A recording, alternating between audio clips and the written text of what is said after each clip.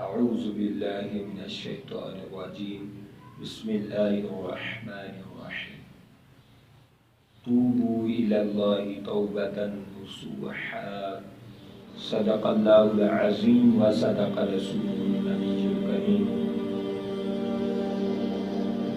اللهم صل على سيدنا ومولانا محمد وعلى آل سيدنا وأصحاب سيدنا ومولانا محمد وبارک وسلم وصلوا علیہ۔ پیارے دوستو، آج کی گفتگو توبہ کے حوالے سے کرنا چاہتا ہوں۔ رب ذوالجلال کی بارگاہ میں دعا ہے کہ مالک و مولا ہمیں صحیح معنی میں دنیا آخرت کی کامیابی کے لیے جدوجہد کوشش کرنے کی توفیق عطا فرمائے۔ ہر وقت اللہ رب العالمین اپنی رحمتوں کے دروازے ہم پر کھلے فرمائے، ہر وقت اپنی مسلسل کرم نوازیاں جاری فرمائے۔ پیارے دوستو، اللہ رب العالمین نے ارشاد فرمایا کہ اے ایمان والو، اللہ کی بارگاہ میں توبہ کرو، توبہ نصوحا کرو۔ فرمایا توبہ نصوحا کرو۔ وَلِمَنْ خَافَ مَقَامَ رَبِّهِ جَنَّتَانِ، اللہ رب العالمین نے فرمایا جو اللہ رب العالمین سے ڈر گیا، خوف زدہ ہو گیا، رب کی 2 جنتیں اس پہ قربان ہیں۔ ڈبل جنت رب عطا فرمائے گا جس کے سینے میں خوف خدا ہو، جس کے سینہ اللہ کے ڈر سے لرزتا ہو۔ اللہ رب العالمین نے سورۃ انفال میں مومنین کا ذکر فرمایا اذا ذکر اللہ واجلت قلوبہم، کہ جب اللہ کا ذکر کیا جاتا ہے مومن وہ ہیں جن کے دل کانپ اٹھتے ہیں، جن کے دل لرز اٹھتے ہیں، جن کے دل دھڑک اٹھتے ہیں۔ فرمایا وہ مومن ہیں، مومنین کی ایڈجیکٹیوز ہیں، مومنین کی کوالٹیز ہیں، خوبیاں ہیں، صفات ہیں کہ وہ اللہ کے خوف سے لرز جاتے ہیں، لرزہ برندام ہو جاتے ہیں۔ وَلِمَنْ خَافَ مَقَامَ رَبِّهِ جَنَّتَانِ، سورۃ رحمان 46 نمبر آیت کے تحت مفسرین نے لکھا ہے، یحییٰ ابن ایوب الخزائی سے مروی ہے، یہ سورۃ رحمان کی 46 نمبر کی آیت ہے، اور یہ امام حسن بصری سے بھی مروی ہے۔ یحییٰ بن ایوب الخزائی سے جو مروی ہے وہ مستدرک حاکم کی حدیث پاک ہے، اور جو حضرت امام حسن بصری رحمۃ اللہ علیہ سے مروی ہے یہ بہقی شریف کی حدیث پاک ہے، اور شعب الایمان میں اس کو ذکر کیا گیا ہے۔ روایات میں آتا ہے یحییٰ بن ایوب الخزائی سے مروی ہے کہ حضرت عمر رضی اللہ تعالی عنہ آپ کے زمانہ مبارک میں ایک نوجوان تھا جو بڑا عبادت گزار تھا، بڑا عامل تھا، بڑا کامل تھا، سارا دن مسجد میں رہتا، اور ایک خوبی یہ تھی کہ مسجد میں اس کا دل لگا ہوا تھا۔ دوسری اس کی خوبی یہ تھی کہ مسجد کے ساتھ ساتھ وہ جب رات ہوتی دن کو مولا کے حضور حاضر ہوتا، رات کو والد محترم کی خدمت کرتا، والدین کی خدمت کیا کرتا، دن مولا کے حضور گزار دیتا، رات والدین کے حضور گزار دیتا۔ آخرکار نیک بندے کی طرف شیطان لپکتا ہے، شیطان جھپٹتا ہے۔ کیا ہوا؟ ایک وقت آیا کہ وہ نوجوان نماز عشاء پڑھ کے ایک جگہ سے گزرتا تھا، راستے میں ایک گھر تھا ایک عورت کا، وہ عورت اس کا صبح شام اٹھنا بیٹھنا دیکھتی، شریف آدمی تھا اور پھر نیک نمازی تھا، ہر خوبی اس میں تھی، تو وہ عورت برگلانے لگی، عورت اس کے راہوں میں کھڑی ہو جاتی، اس کے راستے روکتی۔ آخرکار ایک دن عورت نے یہ عشاء کی نماز کے بعد جا رہا تھا اپنے والد محترم کی خدمت کی ڈیوٹی پر، تو وہ عورت کھڑی ہو گئی اور راستہ روک لیا، راستہ روک کے کہنے لگی میں تم سے پیار کرتی ہوں۔ طرح طرح کی اس نے اپنی باتیں کی، نوجوان کو برگلایا۔ نوجوان शैतान के बहकावे में आ गया, औरत के पीछे चला गया। जब औरत अपने घर में दाखिल हुई तो ये जब दाखिल होने लगा, अल्लाह का खौफ इसके दिल पर सवार हो गया। जब अल्लाह का खौफ सवार हुआ, कुरान मजीद की कई आयात पढ़ने लगा, वलिमन खाफ मकाम रब्बिही जन्नतान, और इस तरह की अल्लाह की खौफ वाली आयात पढ़ते पढ़ते वो बेहोश हो गया और गिर गया, वहीं गिर गया। औरत ने देखा तो उसने अपने एक बहन को बुलाया, उसको उठा के लाए, उस नौजवान के दरवाजे के सामने ही उसे लेटा कर वो चली गई। वालिद मोहतरम इंतजार में थे कि आज बेटा खिदमत के लिए नहीं आया, खैर हो। वालिद मोहतरम थोड़ी देर बाद उठे और जाके तलाश किया तो सामने दरवाजे के सामने वो लेटा हुआ है और पड़ा है। वालिद मोहतरम एक दफा खौफ ज़दा हो गए कि इस मेरे बेटे को हो क्या गया है। इतना अच्छा प्यारा बेटा हो तो वालिदैन की कशिश होती है, वालिदैन के अट्रैक्शन होती है। आखिरकार जब उन्होंने उस नौजवान को, अपने बेटे को उठाया, अंदर ले आए और सारी रात वो कांपता रहा, लरसता रहा, हत्ता के बाप ने झंझोड़ा, हिलाया और पूछा, बेटे क्या बात है, मेरे बेटे, मेरे लाल, मेरे साहबजादे, क्या बात है। तो बेटे ने कहा, बेटे को थोड़ा सा होश आया, कहने लगा, अब्बा हुजूर, मैं आपकी खिदमत के लिए आ रहा था, एक औरत के बहकावे में मैं आ गया, फिर मैं अभी उसके दरवाजे पर दाखिल ही हुआ था कि रब का खौफ मुझ पर सवार हो गया, और ऐसा सवार हुआ कि मेरा दिल आप भी कांप रहा है, मेरा दिल लरस रहा है, मेरा दिल धड़क रहा है। अब्बा हुजूर ने कहा, कोई बात नहीं बेटा, गुनाह हो जाते हैं, अल्लाह से माफी मांगे और अपने आप को संभाले। फिर वो नौजवान को कोई होश नहीं है, अल्लाह का खौफ मुसलसल सवार हो रहा है और झटके लग रहे हैं, मुसलसल झटके लग रहे हैं, लर्ज़े जा रहा है। आखिरकार जब थोड़ी देर के बाद उसकी माँ ने उसे हिलाया तो उस नौजवान की रूह कफ से उनसरी से परवाज कर चुकी थी। वो नौजवान फौत हो चुका था, अल्लाह को सांस दे चुका था, अल्लाह के हुजूर अपनी रूह को सुपुर्द कर चुका था। फिर उस नौजवान का जनाजा हुआ, रात को ही दफन कर दिया गया। जनाब उमर रज़ी अल्लाह तआला अन्हु, आपको इस नौजवान के बारे में इतला दी गई। हजरत उमर रज़ी अल्लाह तआला अन्हु, आप उस नौजवान के घर गए, वालिदैन से इयादत की और फिर नाराजगी का इजहार किया कि आपने मुझे क्यों नहीं बताया, मुझे इतला नहीं की। उन्होंने कहा, जनाब अमीरुल मोमिनीन, हमने इतला इसलिए नहीं दी कि रात का टाइम है, आपके आराम का टाइम है, हमने आपके आराम का ख्याल करते हुए हमने इतला नहीं की। आपने फरमाया, चलो मुझे आप कब्र पे ले चलो।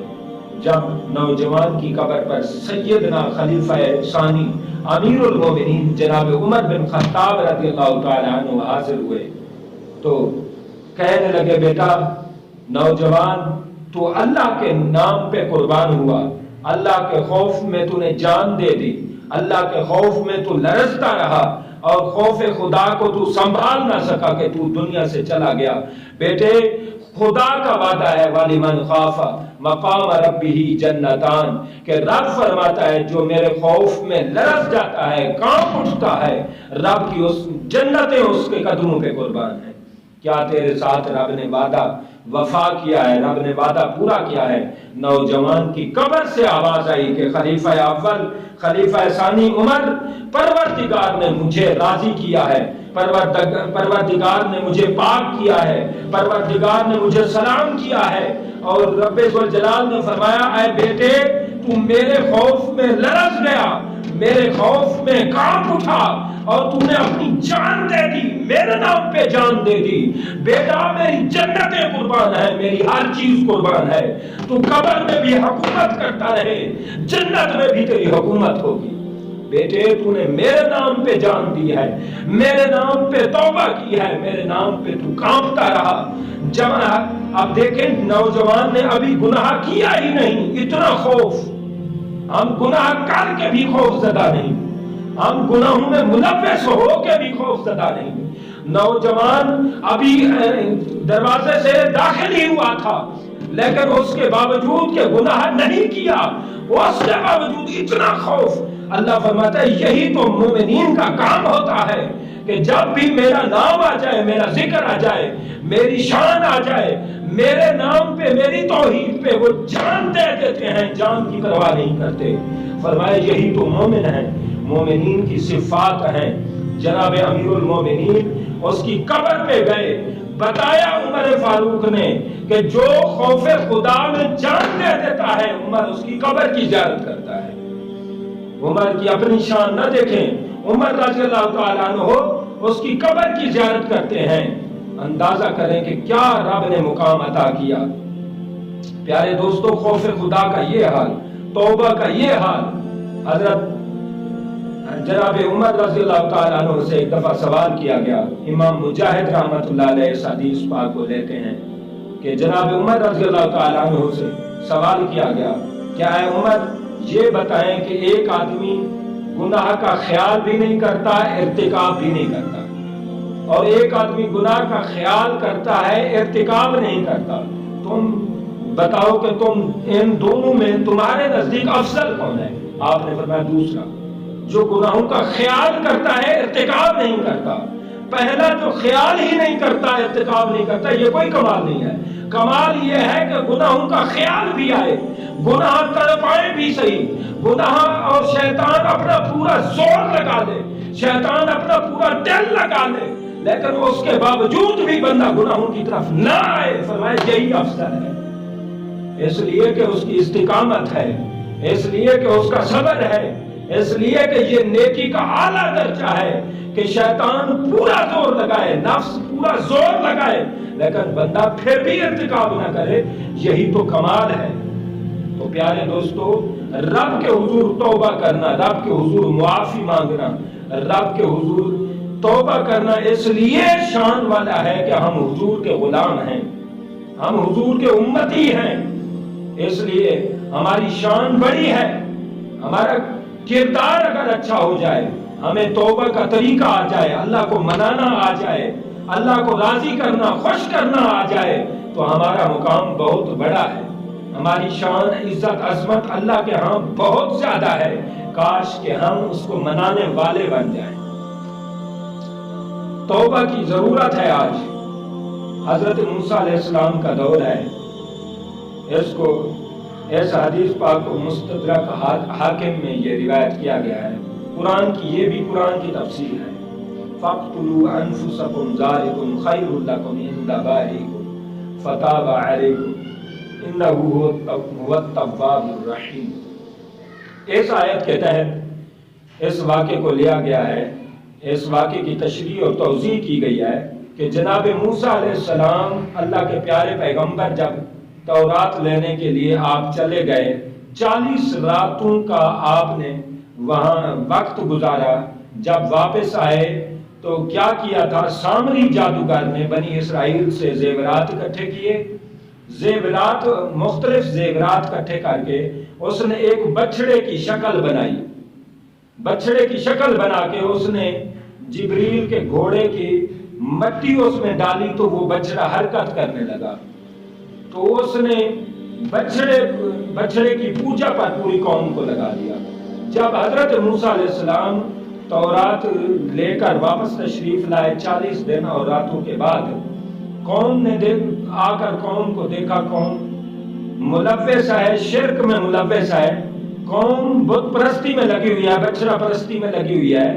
تو حضرت موسیٰ علیہ السلام آ کے ناراض ہوئے، لیکن آپ کے بھائی حضرت ہارون علیہ السلام نے کہا، بھائی جان ہماری کوئی غلطی نہیں ہے، ہم نے کوئی شرک کی تھوڑی دعوت دی ہے، میں نے ان کو بڑا سمجھایا لیکن میری قوم نہ سمجھی، میں عاجز آ گیا، میری عاجزی کو قبول کیا جائے۔ حضرت موسیٰ علیہ السلام نے قبول کیا۔ پھر سامری جادوگر سے پوچھا تو نے یہ کیا کیا؟ اس نے کہا میرا دل کر رہا تھا، میں نے اس لیے یہ کام کیا ہے۔ تو حضرت موسیٰ علیہ السلام نے پھر وہ بچڑے کو اٹھایا اور ایک سمندر تھا، اس سمندر میں جا کر ایک کنارے میں دفن کر دیا، اس کو زیر زمین کر دیا۔ پھر جو بھی تو بچڑے کی پوجا کرنے والے تھے، بت پرست تھے آپ کی قوم میں، وہ جب اس سمندر سے نہانے جاتے तो उनको बीमारियां लग जाती और उनका कलर पीला हो जाता, और आके जनाब मूसा अलैहिस्सलाम से तंग आकर जनाब मूसा अलैहिस्सलाम से हल पूछा कि जनाब इसका इलाज क्या है, इसका हल क्या है। तो हजरत मूसा अलैहिस्सलाम ने फरमाया फक्तुलू अनफुसकुम ज़ालिकुम खैरुल लकुम इंदा बारिइकुम। फरमाया अल्लाह रब्बुल आलमीन फरमाता है कि एक कमरे में जमा हो जाओ और एक दूसरे पर तलवारें उठाओ और एक दूसरे को कत्ल करो। जो कत्ल हो गया उसकी भी तौबा कबूल है, जो बच गया उसकी भी तौबा कबूल है। इसलिए कि फताब अलैकुम, अल्लाह ने तौबा कबूल कर लेनी है। इन्नहु हुवा तव्वाबुर रहीम, कि उसलिए कि वो तौबा कबूल करने वाला है, वो मेहरबान है। तो ये नुस्खा दिया और कुरान ने इसका जिक्र किया।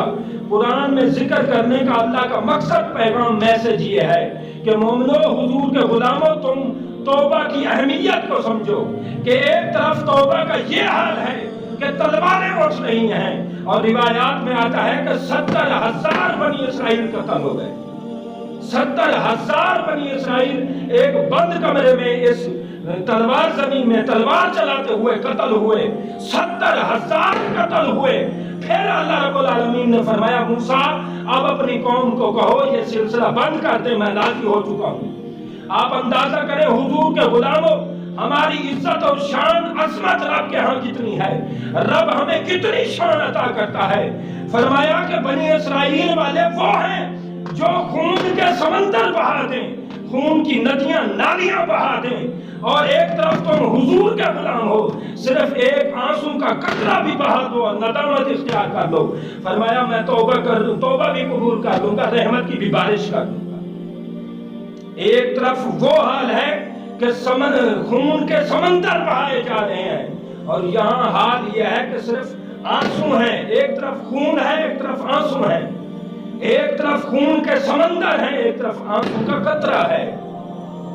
प्यारे दोस्तों, हुजूर के गुलामों को रब ने क्या इज्जत दी है, क्या मुकाम अता किया है, रब ने क्या क्या शानें अता की हैं। हुजूर के गुलाम बन के हम रहें और तौबा की तरफ जल्दी करें। रब ने फरमाया तूबू इलल्लाहि तौबतन नसूहा, फरमाया तौबा करो मेरी बारगाह में, और ऐसे तौबा करो कि जब मुझे राजी कर लो फिर कभी नाराज न करना, फिर जब मुझे खुश कर लो फिर मुझे खुश ही करते रहना। ऐसे आमाल और ऐसे अफ़आल, ऐसे किरदार को मुज़य्यन करें, साफ सुथरा करें कि मैं रब तुमसे राजी रहूं। मैं जब तुम मुझे राजी कर लोगे, फरमाया तौबा करोगे, मुझे राजी कर लोगे, फिर जन्नत में तुम्हें शानें दिखाऊंगा, जन्नत में तुम्हारे बुलंद मुकामात होंगे। मेरे चंद कलिमात को रब्बे लम यज़ल अपनी असमत और शान वाली बारगाह में कबूल फरमाए, अपने फजल से हमें तौबा की तौफीक अता फरमाए। व आखिरु दावा